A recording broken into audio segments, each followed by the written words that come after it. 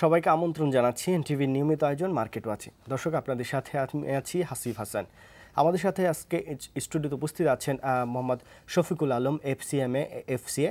উনি পুঁজিবাজার বিশ্লেষণ করে থাকেন, দীর্ঘদিন ধরে পুঁজিবাজার নিয়ে কথা বলছেন। আছেন গ্রামীণ ক্যাপিটাল ম্যানেজমেন্ট লিমিটেডের MD মোহাম্মদ আহসানুল্লাহ। আপনাদেরকে স্টুডিওতে স্বাগত জানাচ্ছি। আপনাকে ধন্যবাদ। আপনাদের দুজনের কাছেই আসলে আমরা জানতে চাইবো, আমরা বোঝার চেষ্টা করব, দর্শকদের সামনে উপস্থাপন করার চেষ্টা করব, বাজারে কি সমস্যা আস্থার সংকট নাকি তারল্য সংকট? যদি আস্থার সংকটই হয় তাহলে তো কেন্দ্রীয় ব্যাংকের যে সম্প্রতি যে উদ্যোগ, তাতে মনে হয় আস্থার সংকট অনেকটা কেটে যাওয়ার কথা, কিংবা নীতি নির্ধারণী মহল থেকে যে ধরনের ইতিবাচক মনোভাব, তাতে তো আস্থার সংকট কেটে যাওয়ার কথা, কিন্তু সেটি হচ্ছে না। তাহলে কি এখানে তারল্য সংকটই প্রধান দায়ী? তারল্য সংকটের কারণেই বাজারে গতি আসছে না, সে কারণেই আস্থা তৈরি হচ্ছে না? আপনাকে দিয়ে যদি শুরু করি। এখানে একটা ডিলেমা কাজ করে। আপনি ভালো বলেছেন যে এগ এবং চিকেন বলে একটা কথা আমরা খুব বহু প্রচলিত জানি, যে আস্থার সংকট আসছে না যেহেতু বাজারে ওভাবে ফান্ড আসছে না। আবার এভাবে বলতে পারেন যে আস্থা কিছুটা ঘাটতি এখনো আছে দেখেই হয়তো বাজারে ওভাবে ফান্ড আসছে না। এটাকে আমাদের সলভ করা প্রয়োজন। যখন আপনার মনে আছে 2008-9 এই সময়তে যখন মার্কেটটা একটু সত্যি একটু বেশি বুলিশ ছিল, যেটা বাবল তৈরি হয়েছিল, তখন কিন্তু কশাস করা হচ্ছিল বিভিন্ন বডি থেকে। আপনার রেগুলেটর সহ অনেকেই এটা মানে মিডিয়াতে সবাইকে সতর্ক করছিল যে মার্কেটটা কিন্তু ওভারস্টেটেড হয়ে আছে। তো এখন যখন মার্কেটটা ভেরি লজিক্যাল এবং ম্যাক্সিমাম ক্ষেত্রেই হচ্ছে যে আরও লজিকের বাইরেও লো প্রাইসে আছে। পি রেশিওগুলো আপনি যদি দেখেন, অ্যাভারেজ মার্কেট পি রেশিও 14-15 এবং ইভেন অনেকগুলো সিঙ্গেল ডিজিটে চলে আসছে। সেই ধারাবাহিকতায় এখন যদি আস্থা ফিরাতে হয়, ডেফিনেটলি একটা কল আসতে হবে।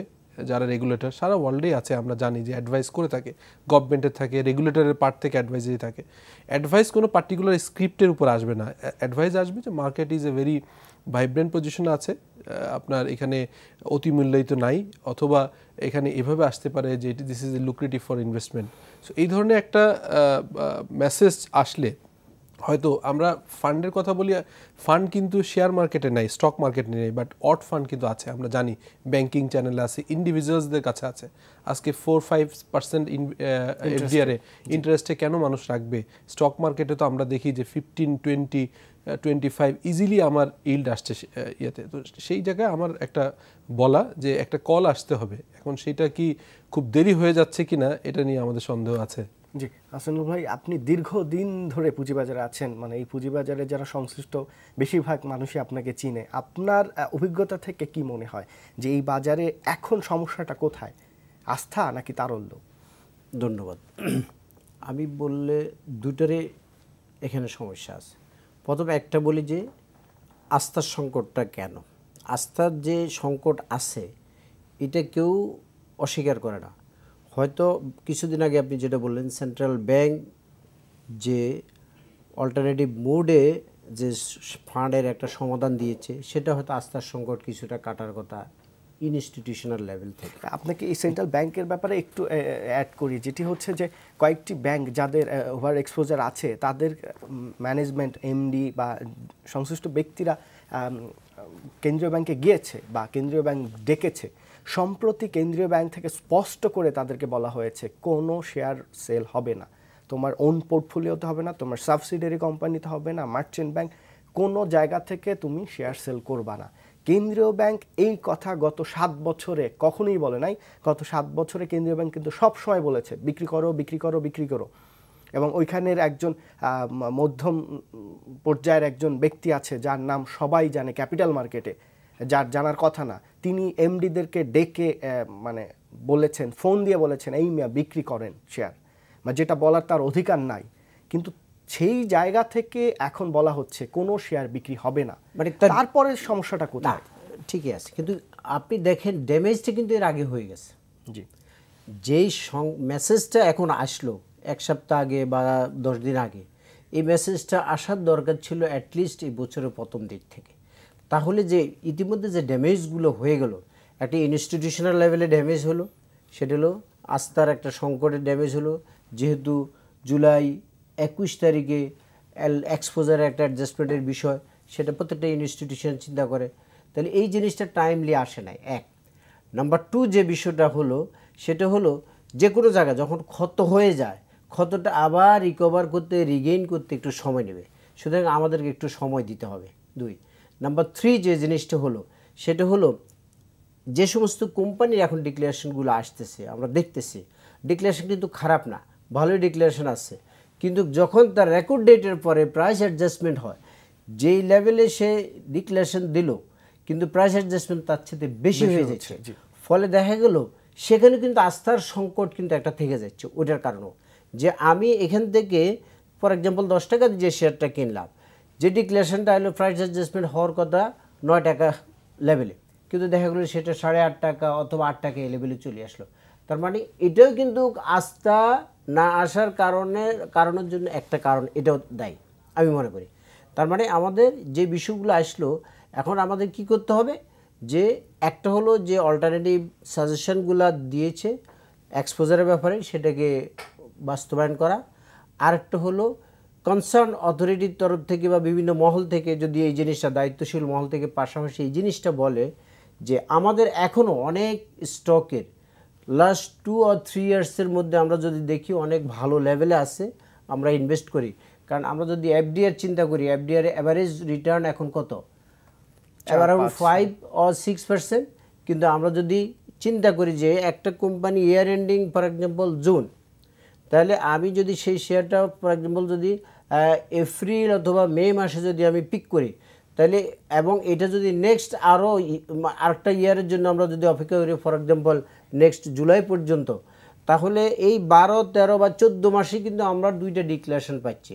যদি আমরা চিন্তা করি এই 2টা ডিক্লারেশনের ইল্ডটা ডেফিনেটলি আমার এফডিআর চেয়ে ভালো আসবে, তাহলে এই জিনিসগুলো আমাদের অনেকের ইকুয়েশন মিলায় না মিলানোর কারণে এখানে তাদের মধ্যে একটা অস্থিরতা ভাব কাজ করে যে মার্কেট পড়ে যাচ্ছে সবার মধ্যে একটা অনেকটা বলতে পারেন ইনস্টিটিউশন বলেন ইন্ডিভিজুয়াল লেভেল বলেন সব লেভেলে এখন ট্রেডিং প্যাটার্নে চলে আসছে। অর্থাৎ আমি যদি আপনি যে আস্থার বিষয়টা একটু বলি, যে দেখেন সম্প্রতি ইঞ্জিনিয়ারিং সেক্টরে একটি গ্রুপের 2টি কোম্পানি মানে একটি প্রায় 1000%-এরও বেশি ইপিএস শো করেছে প্রথম কোয়ার্টারে এবং আরেকটিও অনেক মানে 3 গুণ প্রায় 300% বেশি ইপিএস শো করেছে। তারপরও কোম্পানিটার শেয়ার যে জায়গায় ছিল ইপিএস দেওয়ার পর সেখান থেকে ফল করছে।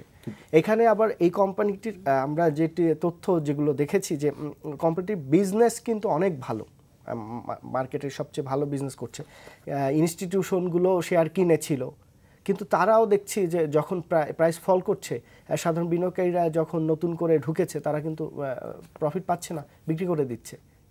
মানে আপনি দেখেন তাহলে কত ভালো ডিভিডেন্ড কত ভালো ইপিএস দিলে আর্নিং দিলে তারপরও আস্থা মানুষের ফিরবে।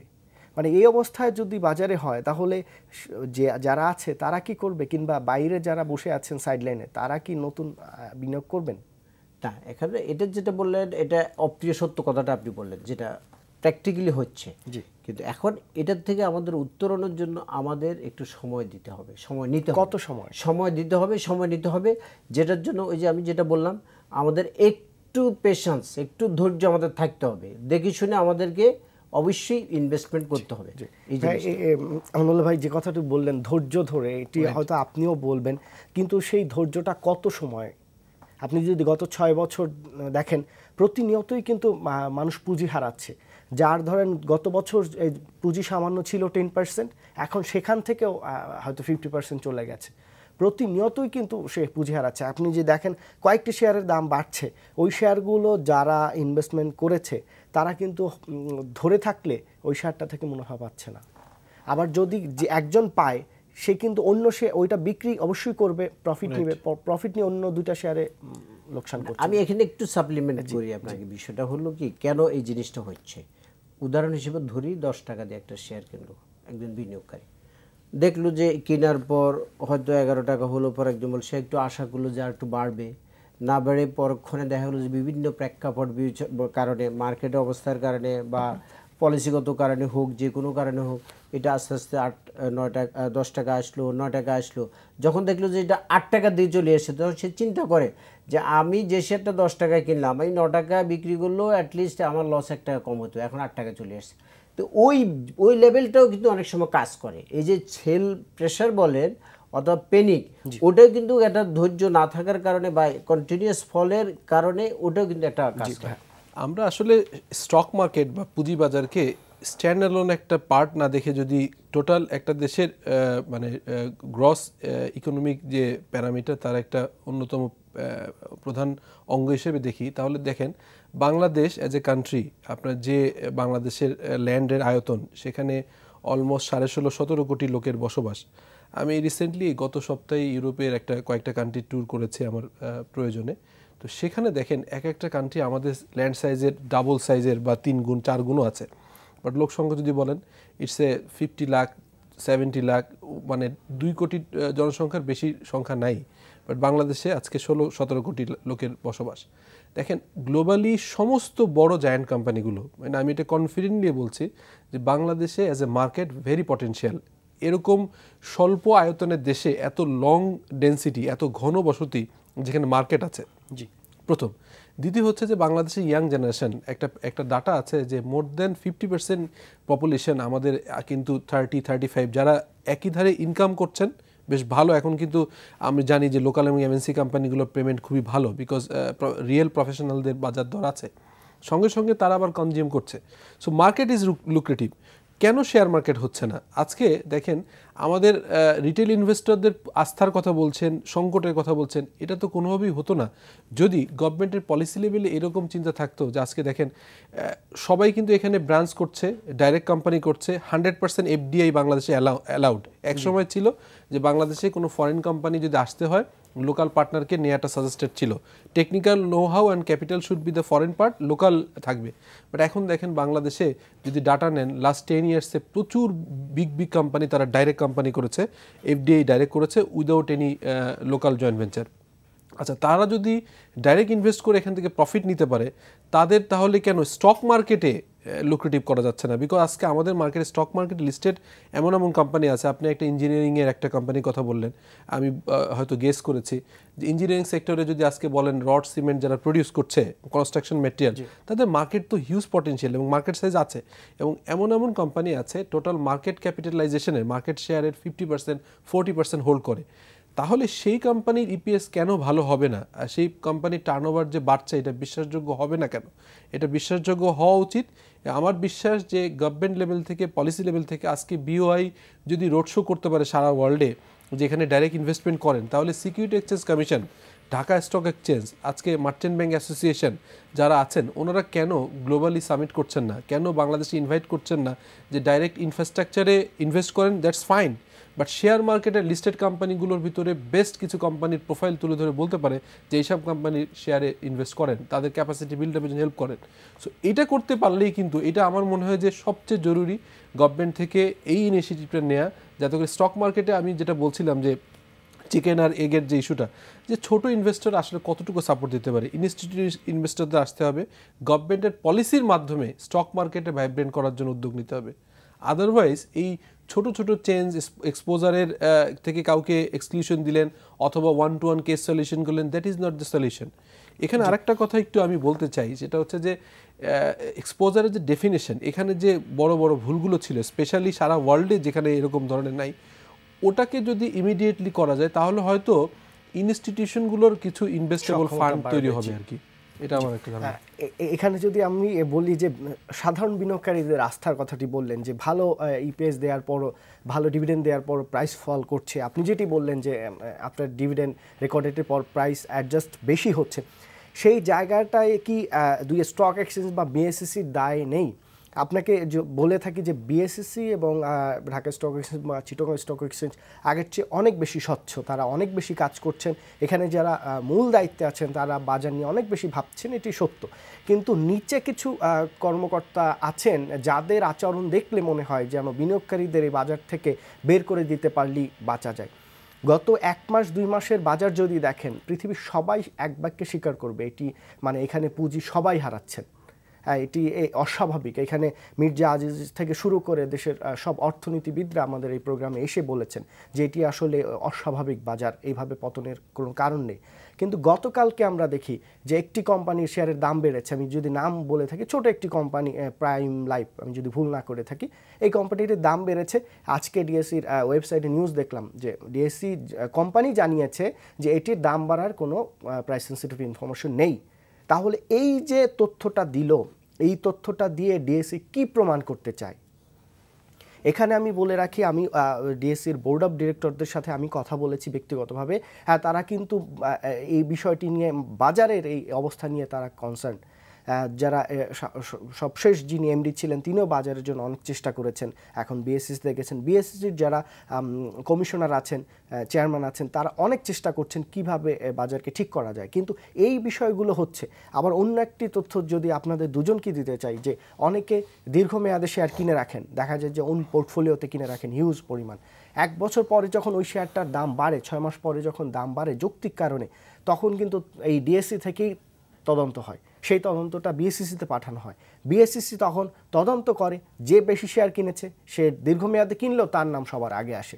এখন কিন্তু যেসব মার্চেন্ট ব্যাংক বা ব্রোকারেজ হাউস নিজস্ব পোর্টফোলিওতে যেসব শেয়ার কিনতেন, তারা কিন্তু এখন শঙ্কিত যে আমি শেয়ার কিনে রাখবো, শেয়ারের দাম এক পর্যায়ে বাড়বে সেই আশাই কিনবো, কিন্তু বাড়লে তো আমার কি ধরা হবে, তুমি কেন বেশি শেয়ার কিনেছো? তাহলে এই দায়ভার কি ডিএসসি, সিএসসি, এসএসসি এড়াতে পারে না বা পারে না? খুব সুন্দর ব্যাখ্যা দিয়েছেন।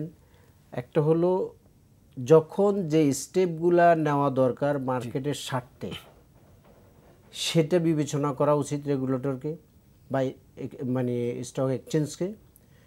1 নাম্বার 2 যে বিষয়টা আপনি বললেন, সেটা হলো আমাদের আসলে যখন কোনো শেয়ারের প্রাইস বাড়লো তখন প্রাইস সেন্সিটিভ ইনফরমেশনের জন্য কোয়ারি আসে, কিন্তু কন্টিনিউয়াস যখন ফল করে সেটাকে রোধ করার জন্য রেগুলেটরদের একটা রোল থাকা উচিত, যে এটা কন্টিনিউয়াস ফল করতেছে কেন, এটার জন্য আমাদের কি স্টেপ নেওয়া উচিত for the betterment of the investor. 2 number 3 যেটা হলো, আমাদের এখানে কিন্তু একটা লিকুইডিটির কিন্তু ক্রাইসিস আরেকটাভাবে, যেটা আমরা বিভিন্নভাবে মানে পত্রপত্রিকার তথ্য থেকে যে পাচ্ছি, সেটা হলো আইপিওর মাধ্যমে কিন্তু একটা ফান্ড ফ্লো কিন্তু মার্কেট থেকে বের হয়ে যাচ্ছে। ইভেন সেকেন্ডারি মার্কেটের ফান্ডটাও প্রাইমারি মার্কেটের মাধ্যমে বের হয়েছে, সেখানে একটা ফান্ডিংয়ের ক্রাইসিস আমাদের আছে, যেটা লিকুইডিটির কথা একটু আগে আপনি বলেছেন। আমি মনে করি এটা একটা হতে পারে। আইপিওতে কিন্তু একটা অ্যামাউন্ট চলে যাচ্ছে, মানে আমাদের যে লিকুইডিটি ক্রাইসিসের যেটা বলতেছি, এটা কিন্তু হ্যাঁ আইপিওর প্রয়োজন আছে, ঠিক আছে, আইপিওর প্রয়োজন আছে, এটা নিয়ে কোশ্চেন অনেকের করে যে যতটুকু মার্কেট ডেপথটা অর্থাৎ লিকুইডিটির অবস্থানটা বিবেচনা করে আইপিও দেওয়া উচিত, এটা অনেকের অবজারভেশন এই পয়েন্টে আছে। তো সেই বিষয়টা একটা দেখার বিষয়, আমাদের লিকুইডিটি ক্রাইসিসের একটা পার্ট। আরেকটা যদি পাশাপাশি আমরা চিন্তা করি, ব্যাংকে কিন্তু হিউজ লিকুইড ফান্ড আছে, আমরা যদি এটাও পাশাপাশি চিন্তা করি, অনেক ব্যাংকের হিউজ লিকুইড ফান্ড আছে, তাহলে তারাও কিন্তু এই মার্কেটে দেখে শুনে যদি ইনভেস্টমেন্ট করে তারাও একটা রোল প্লে করতে পারে। একটু আগে আপনি যেটা বললেন যে অনেকে হয়তো পাচ্ছে না, 2 বছর বা 3 বছর তার একটা শেয়ার হয়তো সে ফর এক্সাম্পল 8 টাকায় কিনলো, এখন সে 15 টাকা হয়তো প্রাইসে বিক্রি করবে, তখন সেটা নিয়ে কোয়ারি বা বিভিন্ন প্রশ্ন আসতে পারে। আসলে এই প্রশ্নগুলো আসা উচিত না। যদি সে মার্কেট প্রাইসে নর্মাল কোর্সে সে শেয়ার হোল্ড করে, তাহলে যখন তার প্রফিট জেনারেট করে তখন সে প্রফিট টেক করবে, এটাই স্বাভাবিক। এখানে এই কোশ্চেনটা আসা উচিত না। আপনারা একটা প্রোগ্রাম করেছিলেন অর্থ উপদেষ্টাকে নিয়ে পূর্বানীতে, সেটা রেফারেন্স টানতে হচ্ছে এটার সাথে প্রাসঙ্গিক। সেটি হচ্ছে যে ওখানে অর্থ উপদেষ্টা কিন্তু স্পষ্ট করে বিএসসিসি চেয়ারম্যান সামনে বলেছিলেন যে আপনারা এই বাজারের ছোটোখাটো কে বেশি শেয়ার কিনলো কম কিনলো এইগুলোকে পানিশমেন্ট না দিয়ে আপনারা ওই বড় বড় রাঘব বোয়ালদের ধরেন যারা বাজার থেকে শত শত টাকা আইপিওর মাধ্যমে নিয়ে যাচ্ছে। এটা অর্থ উপদেষ্টা বিষয়টা বুঝতে পেরেছেন, কিন্তু তাহলে আমাদের বিএসসিসি, ডিএসসি, সিএসসি বুঝতে পারেন না। এইখানে সমস্যাটা তারাই করেন যারা শেয়ার কিনেন, এখানে সমস্যাটা তারাই করেন যারা 0.5 থেকে 0.6 লোন নিচ্ছেন, এই অনিয়মটা করছেন, সেই অপরাধ করছেন। কিন্তু একটি কোম্পানি মিথ্যে তথ্য দিয়ে 100 কোটি টাকা নিয়ে যাচ্ছেন, আইপিওতে আসছেন, আসার আগেই পি তার 190, প্রথম কোয়ার্টারেই মাইনাস ইপিএস, তাদের কোনো সমস্যা নাই। সমস্যা হচ্ছে এই বাজারে আপনি কেন 10 লাখ শেয়ার কিনলেন কিংবা 1 লাখ শেয়ার কিনলেন। এই কথাটা যেটা পাশাপাশি যেভাবে সত্য, পাশাপাশি এটাও সত্য, একটা শেয়ার যখন আইপিওতে আসলো, আমরা যারা বিনিয়োগকারী, আমরা কেন যে শেয়ারটার সব বিবেচনা, ফান্ডামেন্টাল অ্যান্ড টেকনিক্যাল সব বিবেচনা, যদি ফর এক্সাম্পল এটা যদি 30 টাকা লেভেলের এই প্রাইসটা থাকা উচিত, সেই শেয়ারটাকে আমরা 40 টাকা, 50 টাকা বা 100 টাকায় কিনবো। সেখানে আমাদেরও তো কিন্তু একটা রোল আছে। এখানে আমরা কারা? আমরা তো দেখতেছি অনেক সাধারণ বিনিয়োগকারী, আপনি সিডিবিএল এর তথ্য নেন, সাধারণ বিনিয়োগকারীরা কম শেয়ার কিনে। আপনি যদি ডোরেন পাওয়ার বলেন, আপনি যদি তার আগে আইসিটি বলেন, এই সব শেয়ারের প্রথম দিনের তথ্য নেন, আপনি কারা কিনেছে প্রথম দিনের তথ্য নেন, বিএসসির কাছে আছে, ডিএসসির কাছে আছে, সিএসসির কাছে। সাধারণ বিনিয়োগকারী এখানে খুব কম, প্রথম আধা ঘন্টায় 10 লাখ 20 লাখ শেয়ার ট্রেড হচ্ছে, এটা সাধারণ বিনিয়োগকারীরা খুব কম করছে। ইনস্টিটিউশন কিনছে এবং তারা কার স্বার্থে কিনছে, কি কারণে কিনছে, সেটি কিন্তু তদন্ত হয় না। জি, ওটা ঠিকই বলেছেন উনি, যে ঠিক আছে যখন একটা আইপিও আসে মার্কেটে, ডেফিনেটলি ইস্যুয়ার যেভাবেই চাইবে, ইথিক্যালি হোক আনইথিক্যালি হোক, তার ইস্যু প্রাইসটা বেশি নেওয়ার জন্য। এবং উনি চাইবেন যে প্রাইসটা আর একটু ইনিশিয়ালি যারা আছেন, যাদের কাছে শেয়ারটা আছেন, প্রাইস আপ করার জন্য। এবং আপনি রাইটলি বলেছেন যে ভলিউমটা হয় একটা আইপিও আসার পরে প্রথম 2-3 দিনে, এটা যদি স্মল ইনভেস্টরদের হতো, তাহলে বাংলাদেশের ক্যাপিটাল পুঁজিবাজারে এখন এমন ফান্ড স্মল ইনভেস্টরদের কাছে নাই যারা এত পরিমাণ কোট করে প্রাইসটা এত উপরে আসবেন।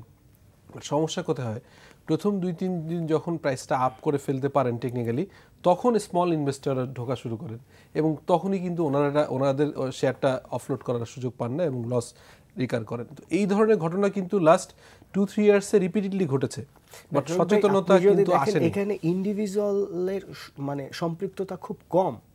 আমরা দেখেছি ইনস্টিটিউশনের সম্পৃক্ততা বেশি, ডেফিনেটলি। এবং ওন পোর্টফোলিওতে প্রাতিষ্ঠানিক বিনিয়োগকারীরা ওন পোর্টফোলিওতে শেয়ার কিনেন। আপনি ডোরেন পাওয়ারের মতো শেয়ার কেন কিনবেন? এটা কেন কিনবেন?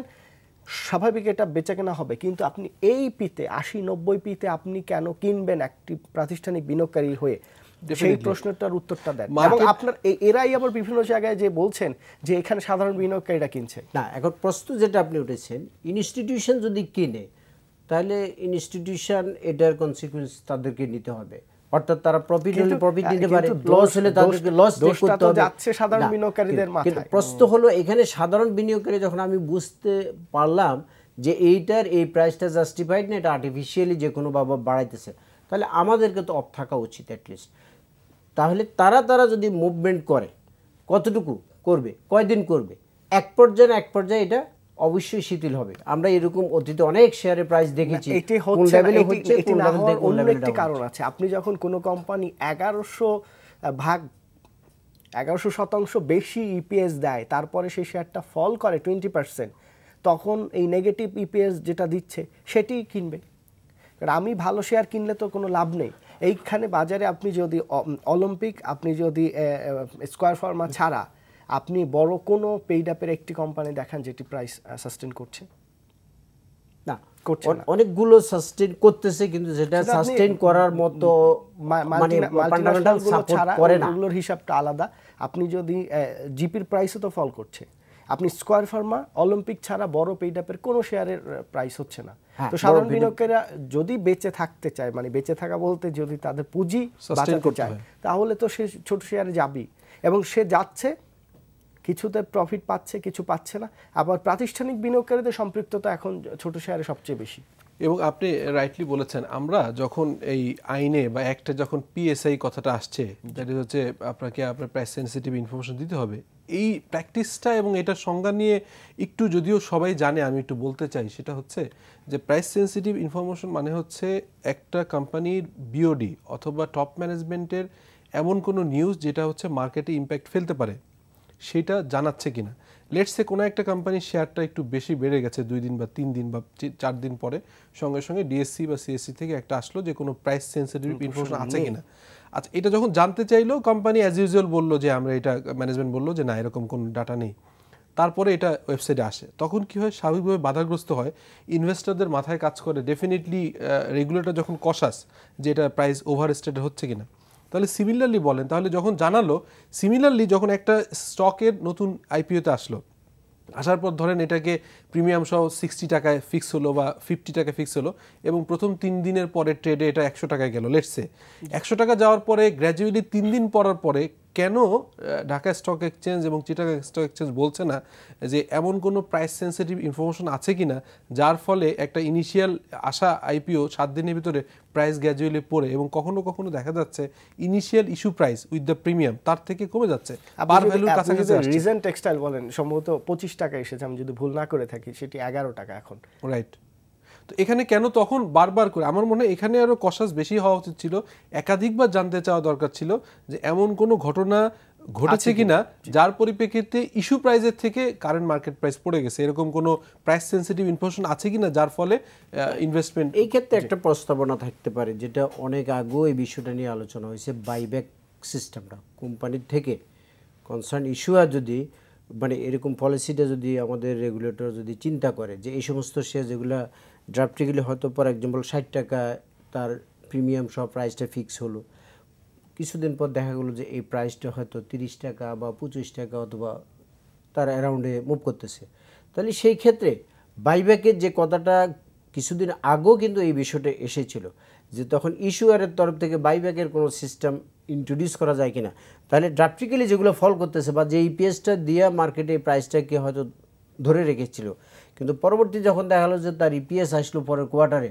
দেখা গেলো যে অনেক গ্যাপ, তাহলে এইখানে আমার মনে হয় একটা মেজার নেওয়া যেতে পারে, যে মেজার হয়তো সাধারণ বিনিয়োগকারীকে সেভ করতে পারে। আপনি যদি বাইব্যাকের প্রসঙ্গটা বললেন, আপনি একটি কোম্পানি যখন তালিকাভুক্ত, আমরা বেশ কয়েকটি কোম্পানিকে দেখেছি যে 2 কোটি 3 কোটি টাকা তার পেইড আপ, আইপিওতে আসার আগে তার অ্যাসেট রিভ্যালুয়েশন করে টোরে বোনাস টোনাস দিয়ে মানে 1 বছরের মধ্যে তার 60 কোটি 70 কোটি টাকা পেইড আপ হয়ে যাচ্ছে, তারপরে আইপিওতে আরও 20-30 কোটি টাকা নিয়ে যাচ্ছে। তাহলে 2 কোটি বা 5 কোটি টাকার কোম্পানি যখন 100 কোটি টাকায় হয়ে যায় 2-3 বছরের মধ্যে, তখন ওই কোম্পানিটি বাইব্যাক আপনি কিভাবে করাবেন? না, এটা পলিসি যদি থাকে, পলিসি এখানে একটু একটা জিনিস বলতে চাই, সেটা হচ্ছে যে একটা গোল্ডেন রুল আছে, আমরা জানি যে বলা হচ্ছে to maximise the wealth of a company, এটাই হচ্ছে ম্যানেজমেন্টের গোল। এখন লেটস সে একটা কোম্পানির শেয়ার 25 টাকা, আপনি উদাহরণ দিলেন 25 টাকা আসছিল আইপিওতে, এরপরে এটা 11 টাকায় চলে আসছে, তাহলে ম্যানেজমেন্ট ওনার তাদের যে গোল ছিল যে টু ম্যাক্সিমাইজ দ্য ওয়েলথ, তার মানে শেয়ারের ওয়েলথটা ঠিক জায়গায় নেই 25 টাকাটা। কোশ্চেন হচ্ছে যে কেন বাইব্যাক হবে না, বাইব্যাক হয় নাকি, কারেন্ট সিনারিওতে কি প্র্যাকটিস হচ্ছে? লেটসে আইপিওতে নিয়ে আসছেন 25, এরপরে বেড়ে এটা 35-এ গিয়েছে, গ্র্যাজুয়ালি কমতে কমতে 10-11 চলে আসছে পার ভ্যালুর কাছাকাছি। তখন কোম্পানি বাইব্যাক না করে ওই কোম্পানির প্রাইস সেন্সিটিভ ইনফরমেশন যারা জানেন, ইনসাইড ট্রেডার যারা ইনসাইড ইনফরমেশন আছেন, including the relatives of the directors and directors, তারা কিন্তু এটাকে যদি ভালো শেয়ার ভালো স্ক্রিপ্ট হয় তারা এটাকে নিচ্ছেন। এর পরবর্তীকালে ডেফিনেটলি ভালো শেয়ার যদি হয়ে থাকে সেটা কিন্তু 10-11 টাকা থাকবে না, ডেফিনেটলি যেটা ইনিশিয়াল এর কাছে চলে যাবে। এই জিনিসটা বেনিফিট পাচ্ছে কিন্তু ইনসাইড ট্রেডাররা।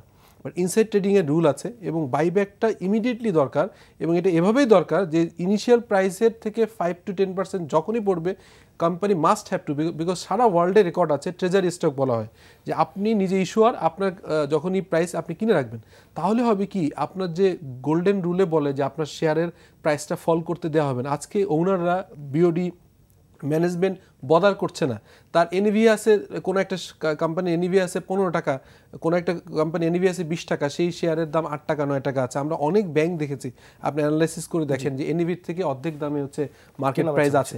সেই জায়গাতে কেন বাইব্যাকটা চালু হয়নি? অ্যাটলিস্ট পার ভ্যালুর পরে যখন কমে যাচ্ছে, আজকে আমাদের যে মিউচুয়াল ফান্ডগুলোর যে প্রাইসটা আছে, কেন এটা হবে? জি, এই জায়গায় ফিরবো, একটি ফোন নিয়ে নিচ্ছি। দর্শক কে আছেন, প্রশ্নটি করুন। হ্যালো, আসসালামু আলাইকুম। জি, ওয়ালাইকুম আসসালাম, বলুন। স্যার, আমি বলতে চাইছি যে কিছুদিন আগে যে বাংলাদেশ ন্যাশনাল ইন্স্যুরেন্স আসলো, জি, তার ইপিএস ছিল মার্কেটে আসার আগে 4 টাকা 17 পয়সা, কিন্তু এখন 35 টাকা ছাড়ছে মার্কেটে, কিন্তু এখন আসছে 11 টাকা 90 পয়সা। এটা কারণ কি স্যার? জি দর্শক ধন্যবাদ। আমি যদি ভুল না করে থাকি এটি হয়তো পার ভ্যালুতেই এসেছে, 35 টাকা লেনদেন হয়েছে। জি, আরেকজন দর্শক আছে। দর্শক, আপনার নাম বলে প্রশ্নটি করুন। হ্যালো, জি বলুন। জি আসসালামু আলাইকুম। ওয়ালাইকুম আসসালাম। আমি উত্তরা থেকে রোমেল বলছিলাম। হ্যাঁ জি বলুন, আমরা শুনতে পাচ্ছি। আচ্ছা, আমি আপনার ওই নেগেটিভ ইকুইটি যেটা মার্জিন লোনের, এটার নিয়ম কানুন সম্বন্ধে একটু জানতে চাচ্ছিলাম। জি ধন্যবাদ দর্শক। এই ন্যাশনাল ইন্স্যুরেন্স বা এরকম কোম্পানিগুলো যেগুলোই তালিকাভুক্ত হয়েছে গত 5 বছরে বা গত 4-5 বছরে, যেটা আমরা দেখেছি যে কোম্পানিগুলো তালিকাভুক্ত হয়, তালিকাভুক্তি হওয়ার আগে তার ইপিএস অনেক ভালো থাকে এবং কমে যায়, গ্রাজুয়ালি কমে যায়। না, এখানে বিষয়টা হলো ভেরি সিম্পল কি, সে ফর এক্সাম্পল 100 টাকা আইপিওর মাধ্যমে রেজ করলো, তার এক্সিস্টিং পেইড আপ ক্যাপিটাল আসছে 20 টাকা। 20 টাকা তখন তার ইপিএসটা যেই লেভেলে শো করতেছে, ফার্দার যখন সে 100 টাকা নিল, অর্থাৎ 120 টাকা আপনার আইপিও তার ক্যাপিটালটা হলো, তাহলে সে অবস্থায় যে কতগুণ তার পেইড আপ ক্যাপিটাল বাড়লো, সে রেশিওতে তার ইনকাম যদি না বাড়ে, ডেফিনেটলি ইপিএসটা এখানে ফল দেখাবে। এটা একটা সিম্পল। 10 টাকা আপনার পেইড আপ, আপনি আরো 10 টাকা বাজার থেকে নিলেন, আপনি 10 টাকায় যে ইনকাম করতেন 20 টাকায় তার চেয়ে বেশি করবেন বলেই আপনি টাকাটা নিয়েছেন, এবং আপনি এখন একা মালিক নন, আপনার শেয়ার হোল্ডার আছে, তারাও মালিক। তো আপনার ইপিএস কেন ফল করছে সেটি দেখার দায়িত্ব কারো না কারোর আছে। এবং আপনি এই যে ইপিএস যেটা ফল করছে, আপনি 20 টাকা নিয়ে যদি আপনার ইপিএস ফল করে, তাহলে আপনার সক্ষমতায় সমস্যা আছে কিংবা ভেতরে কোনো সমস্যা আছে, সেই জিনিসটা কেউই দেখে না। আসলে এখানে বিনিয়োগকারীরাই ক্ষতিগ্রস্ত, বিশেষ করে সাধারণ বিনিয়োগকারী, তাদের এই বিষয়ে দেখার কেউ নাই। তারা যদি দেখে কোম্পানির এখন বলেন, অনেকেই বলে থাকেন যে আপনি ফরওয়ার্ড পি দেখবেন, ফরওয়ার্ড গ্রোথ দেখবেন। একজন সাধারণ মানুষের পক্ষে, যিনি এই পুঁজিবাজারে আছেন, তার পক্ষে কিভাবে সম্ভব? হয়তো শফিক ভাইয়ের মতো লোকের পক্ষে সম্ভব ফরওয়ার্ড পি বের করা, কিন্তু সাধারণ বিনিয়োগকারী তো তার পাস্ট দেখে কিনছেন এবং তিনি ক্ষতিগ্রস্ত হচ্ছেন। তাহলে এই পুঁজিবাজারে যারা সাধারণ ব্যক্তি বিনিয়োগকারী আছেন, দোষটাও তার ঘাড়ে যাচ্ছে। এখানে না বুঝে তারা বিনিয়োগ করছেন, 2010 সালে তারা অবিবেচকের মতো কাজ করেছেন, কিন্তু তারা কোম্পানি তথ্য দেখে বিনিয়োগ করে লোকসান করছেন। তাদের আসলে এই লোকসানের দায়ভার তো কেউ নিচ্ছেই না, বরং উল্টো তাদেরকে ব্লেম দেওয়া হচ্ছে। আরেকটা ফোন আছে, দর্শক কে আছেন, আপনার প্রশ্নটি করুন। জি, আমি মোহাম্মদপুর থেকে রায়হান বলছিলাম। জি বলুন। আমরা যে আইপিও তে টাকাটা পেমেন্ট করি, একটা ফেস ভ্যালু 10 টাকা, ওইটার সাথে আরো 15 টাকা অ্যাড করে নিচ্ছে, তো টাকাটা তো মানে যেইভাবেই হোক একটা অনুমতি হয়ে আসছে, আমরা তো পেমেন্ট করতেছি। জি, যখন শেয়ারটা মার্কেটে আমাদের কাছ থেকে 25 টাকা নিল ফেস ভ্যালু সহ, মার্কেটে আসলো, সে দেখা গেল 1 মাস পরে শেয়ারটা ফেস ভ্যালুতে চলে আসলো, 10 টাকায় চলে আসলো, আমার এই 15 টাকা আমাকে কে ফেরত দিবে? জি দর্শক, বুঝতে পেরেছি। যদিও এটি ফেরত দেওয়ার কোনো আসলে কোনো নিয়ম নেই, কারণ আপনি দেখে শুনেই বিনিয়োগ করবেন, আপনি ওই কোম্পানিতে বিনিয়োগ করবে কিনা সেই দায়ভার আপনার, কিন্তু এখানে নৈতিকতার একটি বিষয় থাকে। হাসান ভাইয়ের একটা কথা যেটা বলছিলাম, যে লেটসে একটা কি হয়, আপনি 100 কোটি টাকা আপনার পেইড আপ আছে, আপনার ইপিএস এখন শো করছেন 20 টাকা, আপনি আরও 100 কোটি টাকা মার্কেট থেকে নিলেন, তো ডেফিনেটলি ওটা তো ডাইলুটেড হয়ে 10 টাকা হবে। কিন্তু আপনার পয়েন্টটা ইম্পর্টেন্ট, যে আপনি কেন আইপিএর থেকে টাকা নেবেন? আপনি কি ব্যাংক লোন রিপেমেন্ট করার জন্য করবেন, নাকি আপনার মার্কেট পটেনশিয়াল আছে, আপনি এক্সটেন্ড করবেন আপনার বিজনেস? স্বাভাবিকভাবে বিজনেস এক্সপেন্ড করলে ক্যাপিটাল ইনভেস্টমেন্ট হলে একটু সময় লাগতে পারে, 1-2 বছর, বা এটা স্বাভাবিকভাবে লাগতে পারে। ব্যাংক লোন রিপেমেন্ট করলে ইমিডিয়েটলি আপনি কিছু যেটা আমরা ইকুইটি ডেট রেশিও বলি, রেশিওটা কমে যাবে। But what ever the situation, যখনই আপনি আইপিওর কথা বলছেন, এখান থেকে টাকা নিচ্ছেন, এখন নতুন রুল আসছে যে আপনি 33%-এর বেশি কিন্তু আপনি লোন রিপেমেন্ট করতে, তাহলে আপনাকে ওই ধরনের কোম্পানিগুলোকে এসএসসি অ্যাপ্রুভাল দেওয়া উচিত যেসব কোম্পানি পটেনশিয়াল আছে। একটা কোম্পানির পটেনশিয়াল নেই, 100 কোটি টাকা তার পেইড আপে ভালোই বিজনেস করছে, তাকে মার্কেট থেকে আরও 100 কোটি টাকা তুলে দিলে, সেটার ইফিসিয়েন্ট ইউজ না করলে যে টাকাগুলো আসলো আপনার শেয়ার হোল্ডারদের কাছ থেকে, স্মল ইনভেস্টর, নতুন বিনিয়োগকারী, তাদের টাকা নিয়ে যদি আপনি ইফেক্টিভলি ইউজ না করতে পারেন, ইপিএস তো ডেফিনেটলি নেগেটিভ হবে। এটা গেলো হচ্ছে থিওরিটিক্যাল এবং যেটা হওয়া উচিত। এর বাইরে যেটা উইন্ডো ড্রেস বলেন, সবাই বলে থাকে, এটা তো হয়ই। এই উইন্ডো ড্রেসটা কীভাবে বন্ধ করা যায়, যে যখন শেয়ারগুলো আসছে আইপিওতে, তখন আরও কীভাবে রিগোরাসলি দেখে এটাকে, যাতে করে কোনো উইন্ডো ড্রেসের সুযোগ না থাকে, সেই জিনিসটাও কি অ্যাকাউন্টিং সফটওয়্যার ইউজ করছে, কোন অডিট ফার্ম ইউজ করছে। আজকে দেখেন রেপুটেড ফার্মগুলোর অডিট যখন করে তখন কিন্তু সমস্যা হয় না। আজকে দেখেন ভালো ভালো অডিট ফার্ম আছে, এসএসসি যদি বলে থাকে যে আমার এই মানের ফার্ম হতে হবে, তাদের অ্যাকাউন্টেবিলিটি আরেকটু এনশিওর করা যায়। উই আর চার্টার অ্যাকাউন্টেন্ট জবে আছি, বাট প্র্যাকটিসিং চার্টার অ্যাকাউন্টেন্টে কেউ কিন্তু এই দায় নিতে চাচ্ছে না। ওভারঅল সামগ্রিক একটা ম্যানিপুলেশন বা উইন্ডো ড্রেসের একটা পার্টের ভিতরে উনি অটোমেটিক পড়ে যাচ্ছেন। এখানে আমার মনে হয় যে রেগুলেটরের অনেক সুযোগ আছে। যে দুটো প্রশ্ন ছিল, উত্তর দুটো আপনার কাছে জানতে চাই। যে নেগেটিভ ইকুইটির আইনের ব্যাপারটা, যেটি আপনি সরাসরি সম্পৃক্ত, দুঃখিত। আরেকটি হচ্ছে যে এই 15 টাকার ড্রাইভারকে নিবে, একটা ফোন আছে, ওটা নিয়ে আপনার কাছে আসছি। দর্শক কে আছেন, আপনার প্রশ্নটি করুন। হ্যালো, আসসালামু আলাইকুম। ওয়ালাইকুম আসসালাম, জি বলুন। জি, মরিন বলতেছিলাম নারায়ণগঞ্জ থেকে। তো আমার প্রশ্ন হলো যে যারা এই 10 টাকা ফেসবুকের সাথে আর 15 টাকা প্রিমিয়াম নিয়ে মার্কেটে আসে, 3 মাসের মধ্যেই ওই কোম্পানির শেয়ার দেখা যায় 10 টাকা 11 টাকা চলে আসে। তো যারা ইস্যুয়ার হিসেবে কাজ করলো তাদেরকে যেন এখানে এই ফোর্স করা হয় না বা জবাব চাওয়া হয় না যে আপনি কি দেখে প্রিমিয়াম দিলেন 15 টাকা, কেন জবাব চাওয়া হয় না? তাদের কোনো দায়িত্ব নাই কেন? জি ধন্যবাদ আপনার। দর্শক একটু আগে একই ধরনের প্রশ্ন এসেছে। জি, আমাকে দুইটা প্রশ্ন। একটা হলো নেগেটিভ ইকুইটির যে প্রশ্নটা এসেছে, আসলে নেগেটিভ ইকুইটিটা কি সেটা আমাদের বুঝতে হবে। অর্থাৎ আমি সাধারণ বিনিয়োগকারী হিসেবে আমি 10 টাকা দিলাম, ব্যাংক থেকে হয়তো 5 টাকা লোন নিলাম, টোটাল 15 টাকার শেয়ার কেনা হলো। এই শেয়ারের প্রাইসটা যখন ফল করতেছে একদিকে, অন্যদিকে যে লোন নিলাম সেটার ইন্টারেস্ট চার্জ হচ্ছে। এই দুইটার সমন্বয়ের কারণে দেখা গেলো যে আমি যে 10 টাকা দিলাম, আমার 10 টাকা তো ওগুলো ব্যাংক অর্থাৎ ইনস্টিটিউশন, মার্চেন্ট ব্যাংক হোক আর ব্রোকারেজ হাউস হোক, তাদের যে 5 টাকা লোন দিল, দেখা যাচ্ছে ওই 5 টাকার থেকেও আরও 2 টাকা বা 3 টাকা চলে গেল। দুইটা কারণে, একটা হলো ইন্টারেস্ট চার্জিংয়ের কারণে, আরটা হলো উনি যে শেয়ারটা কিনলেন সেই শেয়ারটার প্রাইস ফলের কারণে। এই দুইটা সমন্বয়ে এটা হয়ে থাকে। তাহলে সেই ক্ষেত্রে বেসিক্যালি তখন ইনভেস্টরের উচিত, যখন তার শেয়ার প্রাইসটা ফল করতেছে কন্টিনিউয়াস, তখন তাকে ইমিডিয়েট স্টেপ নেওয়া উচিত। সেখানে ইনস্টিটিউশনের পাশাপাশি একটা মোরাল রোল হতে পারে, যে তাদেরকে অ্যাওয়্যার করা, তাদের যে স্টকগুলো সিলেকশনের ক্ষেত্রে তাদেরকে হয়তো সাজেশন দেওয়া।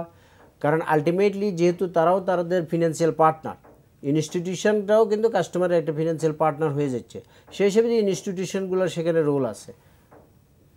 এটা হলো নেগেটিভ ইকুইটির ক্ষেত্রে। কিন্তু আলটিমেটলি কাস্টমারকে এই নেগেটিভ ইকুইটির ভার বহন করতে হবে। দ্বিতীয় কোশ্চেন যেটা, 25 টাকার জায়গায় 10 টাকা চলে আসলো, এই যে 15 টাকা প্রিমিয়াম নিল। আসলে এই ক্ষেত্রে আমরা যেটা বলতেছি যে যখন একটা শেয়ারকে প্রিমিয়ামে যখন অ্যালাউ করা হয়, যে অনেকগুলো ডিউ ডিলিজেন্স পার্ট কিন্তু এখানে অ্যাপ্লাই করা হয়। সেটা মানে এলিজিবল ইনভেস্টরের পার্টে একটা আছে, তারপরে ইস্যুয়ারের পার্ট আছে, ইস্যু ম্যানেজারের পার্টে আছে, সবগুলো অ্যাপ্লাই করার পর দেন রেগুলেটরের কাছে যায়, তখন একটা প্রাইস ফিক্স হয়। এখন আমার প্রশ্ন হলো, আমরা ওই যে কথাটা বললাম, তখন দেখতেছে হয়তো তার হিস্টোরিক্যাল যে ডাটাগুলো দেখছে সেগুলো দেখে হয়তো কিনতেছে, ফাইন, তার ইপিএস 4 টাকা 5 টাকা অথবা 10 টাকা শো করতেছে, এটা একটা গ্রোথ আছে, পার্সপেক্টিভ। কিন্তু পাশাপাশি এই জিনিসটা যেটা ইম্পর্টেন্ট, যে তার এক্সিস্টিং পেইড আপ ক্যাপিটাল কত এবং কত টাকা সে ফার্দার রেজ করতেছে, এটার পারপাস অফ ইউটিলাইজেশনটা কি, অর্থাৎ লোন পরিশোধে কত যাচ্ছে, বিজনেস এক্সপানশনে কত যাচ্ছে, আদৌ বিজনেস এক্সপানশন কি সুযোগ আছে কি না, এই জিনিসগুলো অন্তত সাধারণ বিনিয়োগকারী বুঝবে না। বাট আমি মনে করি যারা মার্চেন্ট ব্যাংক, যারা অ্যাসেট ম্যানেজমেন্ট কোম্পানি, তাদের R&D আছে, মার্চেন্ট ব্যাংকের R&D আছে, ব্রোকারেজ হাউসে যারা পোর্টফোলিও ম্যানেজ করে তাদের আছে, তাদের সাথে কনসাল্ট করি যদি কাজটা করে, তাহলে এখান থেকে কিছুটা হলেও পরিত্রাণ পাবে। এই বিষয়টা এখন এমন পর্যায়ে দাঁড়িয়েছে যে আপনি কোনো শেয়ার কিনছেন, বেশি পরিমাণে কিনছেন, যেখানে কোনো মানে অনিয়মের সুযোগ নেই। বেশি পরিমাণ কিনলে এখানে মানে একটা আইন অনুযায়ী যতটুকু আপনি কিনতে পারেন ততটুকুও যদি আপনি কিনেন, আপনাকে কিন্তু কোশ্চেন করা হচ্ছে 3টা জায়গা থেকে।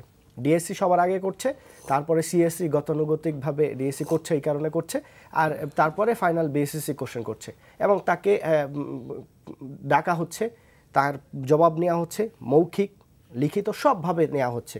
তাহলে প্রশ্নটা হচ্ছে যে শেয়ার কিনলেই তাকে বেশি পরিমাণে কিনলেই কেন কিনছে, এই পারপাসটা জানতে চাচ্ছে, যেটি খুবই স্বাভাবিক, এটি হওয়া উচিত। কিন্তু প্রশ্ন হচ্ছে যে 1 লাখ শেয়ার কিনলো, 1 কোটি টাকা শেয়ার কিনলো বা 2 কোটি টাকা শেয়ার কিনলো, তাকেই ডাকা হচ্ছে যে 100 কোটি টাকাই বাজার থেকে নিয়ে গেল, সেও তো বিএসসির আন্ডারে, সেও বিএসসি তাকে রেগুলেট করবে, তাকে কেন ধরা হচ্ছে না? তুমি টাকাটা কোথায় নিয়ে গেলা, সেই টাকাটা এই বিনিয়োগকারীদের স্বার্থে কতটুকু ব্যবহৃত হচ্ছে, সেটা কি তুমি ব্যবসাটা তোমার কতটুকু হচ্ছে কিনা, ইপিএস কেন ফল করছে, তোমাকে 25 টাকায় অনুমোদন দিলাম, তোমাকে এত কোশ্চেন করলাম, তারপরে 25 টাকা অনুমোদন দিলাম, সেটার প্রাইস কেন ফল করছে, তুমি কারণ দর্শাও। তুমি কারণ দর্শাও। ডিএসসি যদি জানতে চায় যে কোম্পানির কাছে, কোম্পানি যদি বলে যে না আমার সব কিছু ঠিক আছে, আমার আর্নিংস ভালো, সেইটি কেন ডিএসসি এই কথাটা বলছে না?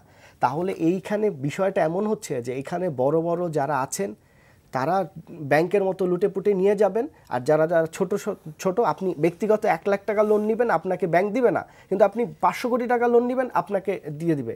এমনও আমরা শুনেছি যে আগে লোন নিয়ে তারপরে পেপারস পরে দিয়েছে, এই ঘটনা সবাই জানেন। তো সেটাই কি শেয়ার বাজারে হচ্ছে? যদিও আমি বলতে চাই যে এখানে বিএসসি, ডিএসসি, সিএসসির যারা ম্যানেজমেন্টে আছেন, যারা ঊর্ধ্বতন কর্তৃপক্ষ আছেন, তারা কিন্তু যথেষ্ট আন্তরিক বাজারটা স্বাভাবিক করতে। তাহলে কারা চাচ্ছেন না এই সমস্যাগুলো? এটি একটি কমন সমস্যা এবং এটি সবাই জানে। সাধারণ বিনিয়োগকারীরা প্রশ্ন করছেন প্রতিনিয়ত। আপনি আপনার মার্চেন্ট ব্যাংকেও বিনিয়োগকারীরা একই প্রশ্ন করেন যে আমি শেয়ার কিনলাম, আমার সমস্যাটা কোথায়? যে কোম্পানিটি 100 কোটি টাকা নিয়ে গেল, তারকে তো কেন ধরছেন না আপনি? এইখানে জবাব দিই সংক্ষেপে যদি বলেন। এখানে যে বিষয় কোম্পানির যে ইস্যুটা আসলে ইস্যুয়ারের, যে জন্য আমরা আগেও বলেছি যদি বাইব্যাক এই সিস্টেমটা থাকে, যখন যে ইস্যু প্রাইস থেকে যখন ফল করবে তার সেখানে বাই করার যদি ম্যান্ডেটরি একটা অপশন থাকে, তাহলে এখানে কিন্তু কনফিডেন্স লেভেলটা চলে আসবে। সাধারণ বিনিয়োগকারী বলেন অথবা ইনস্টিটিউশনাল বিনিয়োগকারী বলেন, এটা একটা পলিসি হতে পারে। এক নাম্বার 2 যেটা হলো, যেই কারণে ধরেন ফল করলো ইনস্টিটিউশনগুলো 100 কোটি 200 কোটি 500 কোটি যেটা বললেন আপনি, তারা যে ইপিএস দেখালো বা যে গ্রোথ দেখালো, এটাতে যদি কোনো ব্যর্থ হয়, তাদের প্রসপেক্টাসে যেটা ডিক্লেয়ার করলো যেভাবে তারা ফোরকাস্টিং, তাহলে সেখানে একটা কোয়ারি আসতে পারে যে এটা কেন হলো।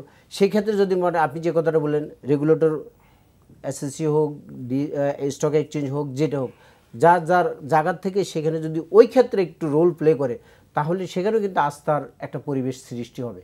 এই সব মিলিয়ে আর কি আমি মনে করি এই কাজটা করা দরকার। জি, একই প্রশ্ন। এটা ডেফিনেটলি আপনি দেখেন, যখন রেগুলেশনে আইনে সবই আছে, আপনি একটা ইস্যু করলেন, পোস্ট ইস্যু আপনি যে ফান্ডটা পাবলিক থেকে রেজ করেছেন, এই ফান্ডটা কোথায় ইউজ করছেন? এটা কি ফ্যাক্টরি এক্সপানশনে করছেন, নাকি নতুন প্রোডাক্ট ডেভেলপমেন্টে করছেন, নাকি আপনার রেগুলার গ্রোথ ছিল ওই গ্রোথের সাপোর্টিং ইউজ করছেন, ব্যাংক লোন রিপেমেন্টে করছেন? সো এটাকে আপনি রিগোরাসলি রেগুলেটরকে আবার দেখা উচিত। এবং ওই যে কোশ্চেনটা আপনি করলেন, রেগুলেটর যদি কনফিডেন্টলি জানে যে এই অর্গানাইজেশনের ইস্যুর সময়ের কাট অফ ডেটের যে ফাইন্যান্সিয়াল অবস্থা ছিল এটা সিমিলারলি আছে, ইভেন বেটার হয়েছে, তখন কিন্তু রেগুলেটর কনফিডেন্টলি কোশ্চেন করতে পারে যে তুমি এক্সপ্লেইন করো যে তোমার ইস্যু পর্যায়ে এই প্রাইসটা যে হচ্ছিল সাস্টেইন করছে না কেন, এর পিছনে কি কোনো অন্য কোনো ইনফরমেশন বা যেটাকে ডিসক্লোজ করা হয়ে আছে কিনা। তাহলে কিন্তু as a small investor confident লেভেলটা বুস্ট করে যে security exchange commission, Dhaka stock exchange, ওনারা জানেন, ওনারা কনফিডেন্ট যে তার ইস্যু ভালো এবং সেই ব্যাপারে ক্লারিফিকেশন চাচ্ছে। পাবলিকলি বলা হচ্ছে যে আমার কোনো আনডিসক্লোজ বা নন ডিসক্লোজ কোনো নেগেটিভ ইনফরমেশন নেই যার কারণে স্টকের প্রাইসটা পড়তে পারে। তাহলে কিন্তু মার্কেটের এই যে অব্যাহত পতন অথবা স্মল ইনভেস্টরদের যে আহাজারি, এটা হয়তো আমরা একটা ভালো রেজাল্ট দেখতে পারবো। এখানে সব শেয়ারগুলোর ব্যাপারই করতে হবে, নট নেসেসারি। আপনি যদি ভালো শেয়ারগুলো, যেগুলো ভালো শেয়ার, সেগুলো যখন প্রাইস ফল করছে, আপনি যদি ওই কোম্পানিগুলোকে তখনই আটকান, যদি এখন কিন্তু বিনিয়োগকারী সবাই বুঝেন, এবং এইটা আপনারা যারা মার্চেন্ট ব্যাংক চালান তারাও বুঝেন যে ডিএসসি যখন বলে যে কোনো কোম্পানির শেয়ার দাম বাড়ার কারণ নাই, তার মানে ডিএসসি এটা তদন্ত করবি, ডেফিনেটলি তদন্ত করবি, টুডে অর টুমোরো তদন্ত, তার মানে ওই শেয়ার কিন্তু এরপরে ফল করছে। তাহলে আপনি যদি ওখানে ওভাবে আটকান যে এইটার তদন্ত ডিএসসি করবে, বিনিয়োগকারীরা যদি জানে যে এটি তদন্ত করবে, যেভাবে ফল করছে এটা অস্বাভাবিক, এটা তদন্ত করবি, তখন কিন্তু সাধারণ বিনিয়োগকারীরা, প্রাতিষ্ঠানিক বিনিয়োগকারী ওই শেয়ারে বিনিয়োগ করতো। তাহলে আপনি যে বলছেন যে বাজারে আস্থার সংকট, তারল্য সংকট, আসলে নিজেরাই তো ঠিক না। ওই ডিলিং লেভেলের যে অফিসারগুলো, তাদের যেই দৃষ্টিভঙ্গি অথবা টাইমলি কোন স্টেপটা নেওয়া উচিত, এই জিনিসগুলো আমার মনে হয় পলিসি লেভেল থেকে দিক নির্দেশনা দেওয়া উচিত। না, এখন পলিসি লেভেল থেকে যে দিক নির্দেশনা দেওয়া উচিত, ধরেন বিএসসি যারা কাজ করেন, বিএসসি কমিশনার এবং চেয়ারম্যান, তাদের আসলে এই সরাসরি এই যে কোম্পানির দাম বাড়ার কারণ নেই, এটি আসলে দেখার সুযোগ নেই, কারণ এইখানে এত প্রেশার তাদের, এইটি আসলে দেখার নেই। এইটা সংশ্লিষ্ট দায়িত্বে যিনি আছেন তারই আসলে দেখা উচিত। এবং ডিএসসির যারা এখন ডিএসসিতে এমডি নেই, সিআরও আছেন, তার সিআরওকে কিন্তু এটা দেখা উচিত এবং সিআরওর এটি দায়িত্ব। ডেফিনেটলি যদি থ্রেশহোল্ড থেকে থাকে যে কত পার্সেন্ট শেয়ারের প্রাইস ইনক্রিজ করলে ডিএসসি থেকে অটোমেটিকলি কোয়ারি আসবে ফর্মালিটিস, সেটা যদি জানা থাকে তাহলে ডেফিনেটলি কত পার্সেন্ট মার্কেটে পড়লে সেই শেয়ারেরও একটা কোয়ারি হতে পারে। যদি ডিএসসি কনফিডেন্ট হয় যে কিছু কিছু শেয়ারের আমরা বুঝতেই পারি যে এটার অবস্থা ভালো না, মার্কেট শেয়ার খারাপ, ওই সেক্টর ভালো করছে না, ওই সেক্টরে একটা প্রবলেম হয়ে গেছে, এরকম যদি না হয় ইন জেনারেল কেসে, তাহলে ডেফিনেটলি আপনি যেটা বললেন যে একটা, আমি আবার ওই উদাহরণটা বলছি, ইঞ্জিনিয়ারিং একটা সেক্টর যেখানে 1100%, দ্যাট ইজ হচ্ছে যেটা পার ভ্যালুর 11 টাইমস যিনি ইপিএস ঘোষণা করলেন, তার তো ডেফিনেটলি এই ইপিএস ঘোষণা করার আগে তার বিজনেসের ভলিউম জেনেছে, টার্নওভারের গ্রোথ আছে।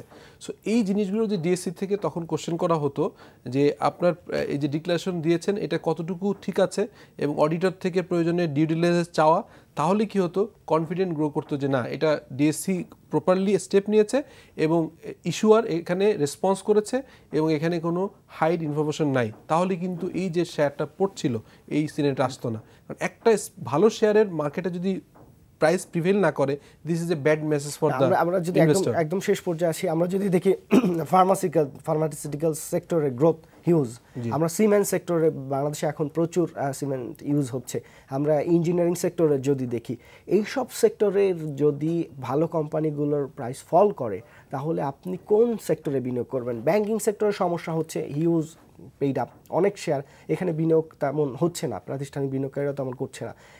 লিজিং সেক্টরের অবস্থা ভালো না। টেক্সটাইলে অনেক কোম্পানি নতুন তালিকাভুক্ত হয়েছে এবং তাদের কোম্পানিগুলোর ফান্ডামেন্টালস নিয়ে প্রশ্ন আছে। তাহলে এই তিনটা সেক্টরের যদি ভালো শেয়ারগুলো পড়ে, তখন আপনি কি করবেন? বাইরে যারা বিনিয়োগকারী আছেন, আস্থার সংকট না তারল্য সংকট, তারা তো এই বাজারে আসবে না। একদম শেষ পর্যায়ে আপনি যেটা তিনটা সেক্টর মেইনলি বললেন, ইঞ্জিনিয়ারিং, ফার্মাসিউটিক্যালস, সিমেন্ট, এই তিনটারে ডিমান্ডিং এবং গ্রোয়িং সেক্টর নিঃসন্দেহে, এবং অনেকগুলো দেখা যাচ্ছে বাইরে এক্সপোর্ট হচ্ছে। তো এইগুলোর ক্ষেত্রে ভালো কোম্পানি যদি কোনো কারণে প্রাইস ফল করে, সেই ক্ষেত্রে আমি এই কারণে বললাম রেগুলেটর তরফ থেকে একটু সাপোর্ট দেওয়া উচিত যে আসলে এগুলোর কোনো প্রাইস ফল করার তেমন কোনো জাস্টিফাইড কারণ নাই। যদি তারা এমআইএসগুলো নেওয়ার পর এই অ্যানাউন্সমেন্টটা আসতে পারে, তাহলে কনফিডেন্স লেভেলটা এখানে বৃদ্ধি পাবে। আবার যদি কোনো কারণে যদি প্রাইস বেড়ে গেলেও যদি সেটা আনইউজুয়াল বেড়ে যায়, সেটার ক্ষেত্রেও যৌক্তিক অবস্থানে থেকে কোয়ারি করতে পারে। তাহলে দুইটাই কিন্তু একটা ব্যালেন্স হবে, ব্যালেন্স হলেই তখন কিন্তু ইনভেস্টরদের আস্তে আস্তে কনফিডেন্স লেভেলটা ফিরে আসবে। ভাই একদম সিমিলার কোশ্চেন অ্যান্সার একই হবে যে যখন একটা শেয়ারের আপনার ভালো সেক্টরগুলো বললেন, সেই কোম্পানি ভালো শেয়ারগুলোর প্রাইসটা ফল করছে, তখন ডিএসসির কোয়ারির এগেনস্টে যদি ওই কোম্পানি বলে থাকে আমার টার্নওভার লাস্ট ইয়ারের থেকে এত % বেড়েছে, আমার ফিগারে বলার দরকার নেই ইনফ্যাক্ট, এবং আমার এনপিএ আছে, এই পটেনশিয়ালের কারণে আমার মার্কেটের গ্রোথ আছে এত %, ডেফিনেটলি আমি মার্কেটে এত % শেয়ার হোল্ড করি, ডেফিনেটলি আমার এই গ্রোথটা আসছে, এটা যদি ডিক্লেয়ার করে, তাহলে কিন্তু আর ডেফিনেটলি সমস্যা থাকে না। আর এই সেক্টরগুলোর যেসব কোম্পানিগুলো লিস্টেডে নাই, এমএনসিগুলো, এটা আনার ব্যাপারেও আমার মনে হয় উদ্যোগ নিয়ে এখনই একদম রাইট টাইম। শফিক ভাই, আসলাম ভাই, আপনাদেরকে অনেক ধন্যবাদ আমাদেরকে সময় দেওয়ার জন্য। দর্শক, বিএসসিসি অনেক চেষ্টা করছেন, বিশেষ করে বিএসসিসি ঊর্ধ্বতন কর্তৃপক্ষ যারা আছেন তারা চেষ্টা করছেন বাজারকে স্বাভাবিক করার, কিন্তু আমরা আশা করব যে এই যে অনিয়মগুলো বা যেগুলো হওয়া উচিত না, বিনিয়োগকারীদের আস্থা ফেরানোর জন্য যেগুলো করা উচিত, সেগুলোর ব্যাপারে তারা এমন পদক্ষেপ নেবেন এবং তাদের আন্ডারে যে কর্মকর্তা কর্মচারী আছেন তাদেরকে এমন তথ্য দিবেন বা এমনভাবে তাদেরকে মোটিভেট করবেন যাতে বিনিয়োগকারীদের আস্থা ফেরানোর জন্য তারা কোনো কাজ করেন এবং সেটি দৃশ্যমান হয়। আমাদের সাথে থাকার জন্য ধন্যবাদ। আগামীকালকে দেখা হচ্ছে। সে পর্যন্ত সবাই ভালো থাকবেন। আল্লাহ হাফেজ।